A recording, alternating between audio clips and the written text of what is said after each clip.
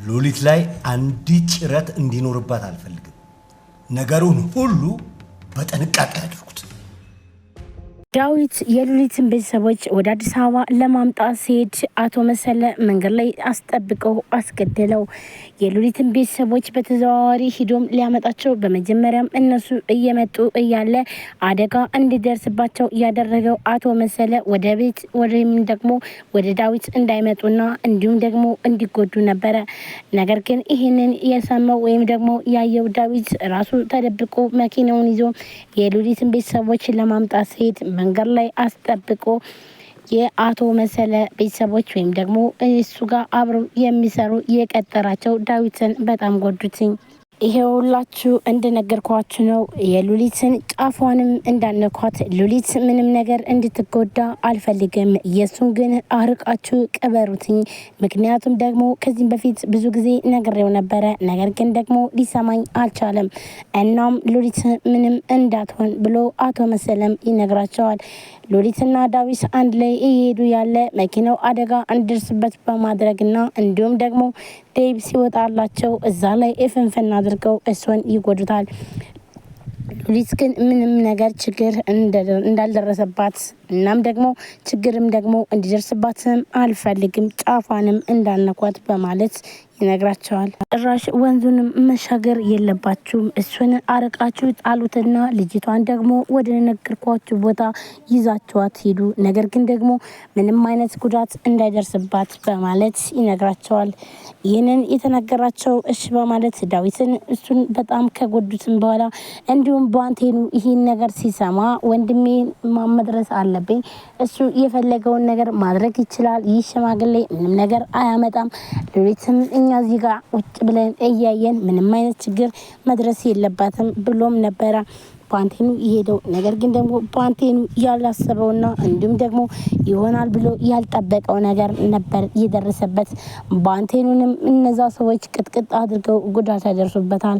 እሱም ደግሞ ተሰባብሮም ይመጣል። እናም እያነከሰ በሚመጣበት ሰዓት ሔዋን ቤት ውስጥ ነበረች። እንዲሁም ደግሞ ይህን የምትፈልገው ሮዛ ተንኮሏ እንደቀጠለ ነው። አሁን ላይ እኔ የሉሊት ቤተሰቦች ከመጡ በተለይ ደግሞ እናቴ ጎዳና ላይ መውደቋ አይደል፣ በቃ ሁሉም ነገር ከሽፈዋል፣ እኔ ምንም ማድረግ አልችልም።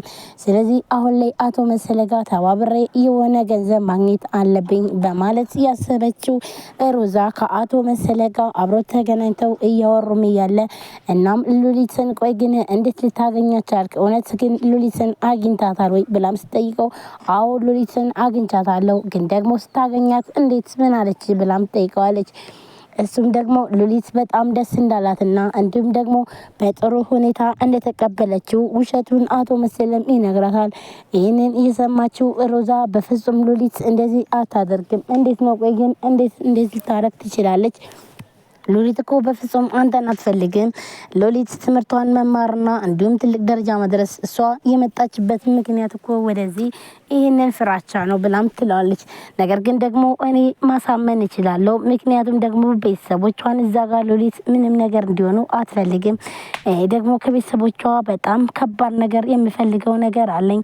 እሱም ደግሞ በጣም ብሩን ከፍለው የማይጨርሱት በጣም ብዙ ብር አለባቸው። ስለዚህ በዛ ምትክ ሉሊትን ተሰጥቼ ነበረ። እናም ይህንን ደግሞ አቆብሎ ያመጣትኝ ይሄ ዳዊት ነው፣ ይሄ ወጠጤ። አሁንም ደግሞ ልኩን ሰጥቼዋለሁ በማለትም ይመልስላታል። ሮዛም ደግሞ አቶ መሰለ ጋር አብራ ለመስራትም ተባብራለች።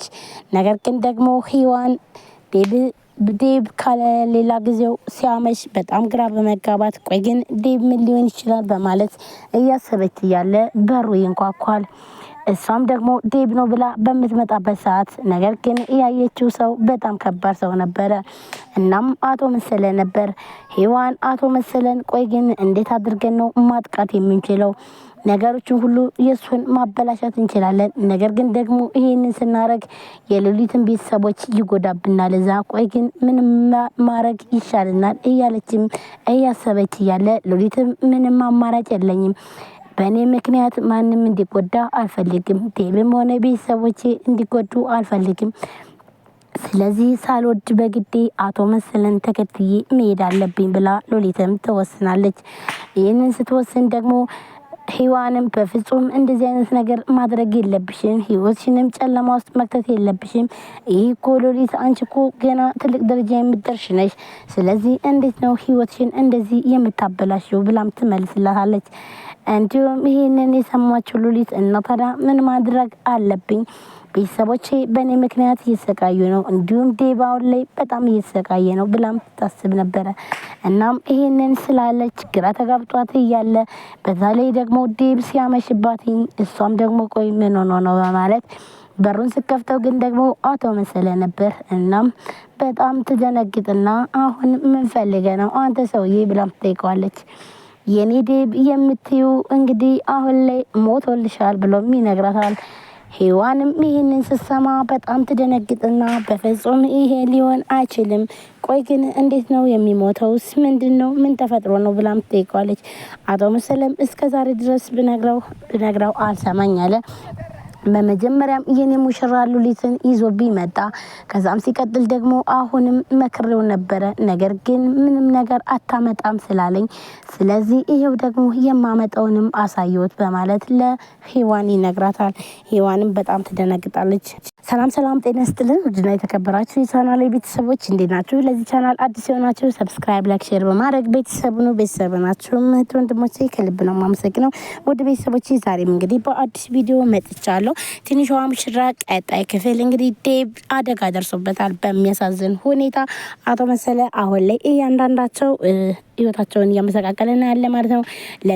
ለሉሊት ብሎም ዳዊት እንግዲህ ዋጋ እየከፈለላት ይገኛል። ነገር ግን ደግሞ አቶ መሰለ እንደሞተ ዳዊት እና እንዲሁም ደግሞ ካሁን በኋላ እንደማታገኘው ነው ለሔዋን የነገራት ማለት ነው።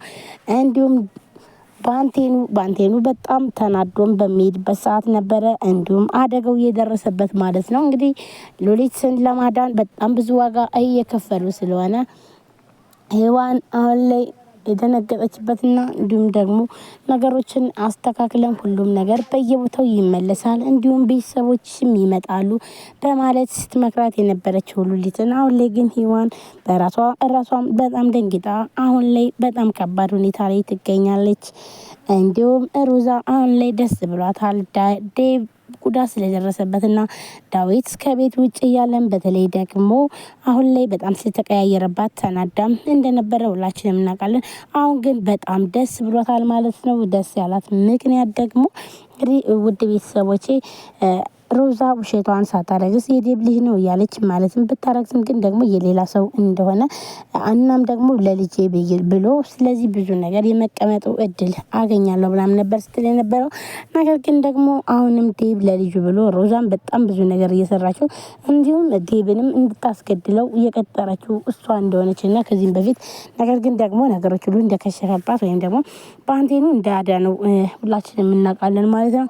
ነገር ግን አሁን ላይ ሮዛ በጣም ደስ ብሏታል። ምክንያቱም ዴብ አደጋ ደርሶበታል። ዴብ ይሞታል አይሞትም የሚለውን እንግዲህ በቀጣይ ክፍል የምናየው ይሆናል። ውድ ቤተሰቦች ቪዲዮ ላይክ፣ ሼር፣ ሰብስክራይብ ያደረጋችሁ ስለምትከታተሉ እናመሰግናለን። በቀጣይ ክፍል እስከምንጀላችሁ እመጣለሁ። እንግዲህ ምን ተፈጠረ የሚለውንም የምነግራችሁ ይሆናል። ላይክ፣ ሼር፣ ሰብስክራይብ ማድረጋችሁን አትርሱ። ባይ ባይ ውድ ቤተሰቦች ቴንኪው።